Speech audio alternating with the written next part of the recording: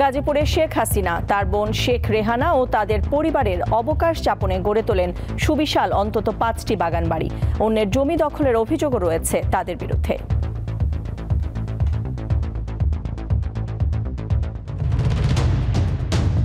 ছাত্র জনতার ক্ষোভের আগুনে ধ্বংসস্তূপে পরিণত রাজধানীর ধানমন্ডির ৩২ নম্বর সড়কে অবস্থিত শেখ মুজিবুর রহমানের বাড়িটি। লোকজন বলছেন, শেখ হাসিনা ভারতে পালিয়ে থেকে যে ধরনের বক্তব্য দিচ্ছেন তারই বহিঃপ্রকাশ ঘটেছে ধানমন্ডি ৩২-এ।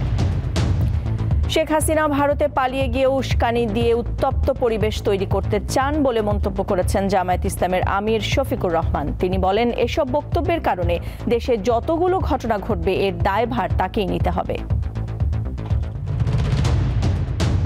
আন্তর্জাতিক অপরাধ আদালত আইসিসির বিরুদ্ধে নিষেধাজ্ঞা জারি সংক্রান্ত একটি নির্বাহী আদেশে সই করেছেন যুক্তরাষ্ট্রের প্রেসিডেন্ট ডোনাল্ড ট্রাম্প। যুক্তরাষ্ট্র মিত্রদের বিরুদ্ধে অবৈধ ও ভিত্তিহীন পদক্ষেপ নেওয়ার অভিযোগে আইসিসিকে অভিযুক্ত করেন তিনি। নানা কারণে আলোচিত সমালোচিত এবারের বিপিএল এর পর্দা নামছে আজ। ফাইনালে মাঠে নামবে ফরচুন বরিশাল ও চিটাগং কিংস। মিরপুরের হোম ক্রিকেটে ম্যাচ শুরু সন্ধ্যা ৬টায়।